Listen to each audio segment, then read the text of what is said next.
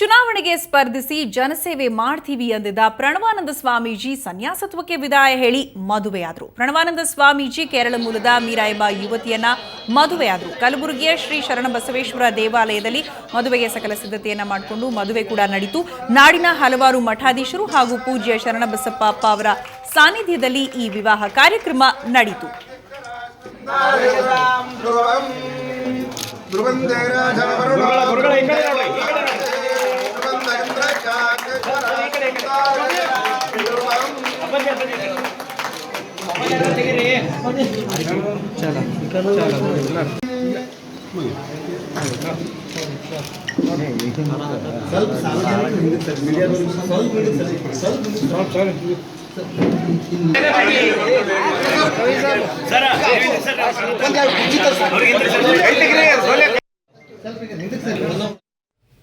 ಪ್ರಣವಾನಂದ ಸ್ವಾಮೀಜಿ ಹಸೆಮಣೆ ಏರಿದ್ದಾರೆ. ಕಾವಿಯನ್ನೇ ಧರಿಸಿ ಹಸೆಮಣೆ ಏರಿರೋದು ಬಹಳ ವಿಶೇಷವಾಗಿರುವಂಥದ್ದು. ಈ ಒಂದು ಕಾರ್ಯಕ್ರಮದಲ್ಲಿ ಮದುವೆ ಸಂದರ್ಭದಲ್ಲಿ ಪ್ರಮೋದ್ ಮುತಾಲಿಕ್ ಅವರು ಕೂಡ ಭಾಗಿಯಾಗಿದ್ದಾರೆ. ಎಲ್ಲರೂ ಅವರಿಗೆ ಆಶೀರ್ವಾದವನ್ನ ಮಾಡಿದ್ದಾರೆ. ಕಾವಿ ತೊಟ್ಟು ಮದುವೆ ಆಗಿರುವಂಥದ್ದು ಎಷ್ಟು ಸರಿ ಅನ್ನುವಂಥ ಪ್ರಶ್ನೆಗಳು ಕೂಡ ಈ ಸಂದರ್ಭದಲ್ಲಿ ಹುಟ್ಟುಹಾಕಿದೆ ಜನರ ಮನಸ್ಸಿನಲ್ಲಿ ಅಂತಾನೆ ಹೇಳ್ಬೋದು. ಕೇರಳ ಮೂಲದ ಯುವತಿ ಮೀರಾ ಅನ್ನುವವರನ್ನ ಪ್ರಣವಾನಂದ ಸ್ವಾಮೀಜಿ ವರಿಸಿದ್ದಾರೆ. ಕಾವಿಯನ್ನ ಧರಿಸಿಯೇ ಗೃಹಸ್ಥಾಶ್ರಮಕ್ಕೆ ಕಾಲಿಟ್ಟಿದ್ದಾರೆ ಪ್ರಣವಾನಂದ ಸ್ವಾಮೀಜಿ.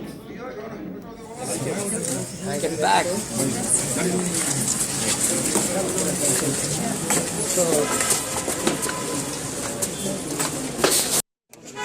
Swamiji.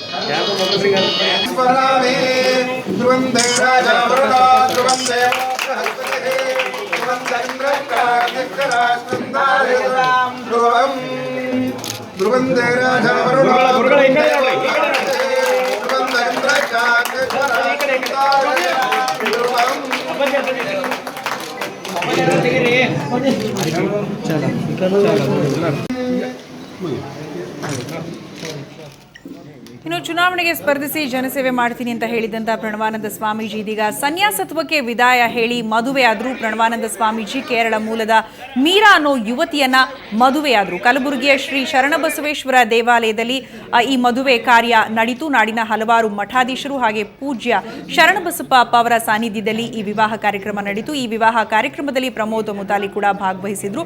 ಇನ್ನು ಪ್ರಣವಾನಂದ ಸ್ವಾಮೀಜಿ ಕಾವಿಯನ್ನೇ ಧರಿಸಿ ಮದುವೆಯಾಗಿ ಗೃಹಸ್ಥಾಶ್ರಮಕ್ಕೆ ಕಾಲಿರಿಸಿದ್ದಾರೆ. ಕಾವಿ ತೊಟ್ಟು ಈ ರೀತಿ ಮದುವೆ ಆಗಿರುವಂಥದ್ದು ಎಷ್ಟು ಸರಿ ಅನ್ನುವಂಥ ಪ್ರಶ್ನೆಗಳು ಕೂಡ ಈಗ ಜನಮಾನಸದಲ್ಲಿ ಕಾಡ್ತಾ ಇದೆ.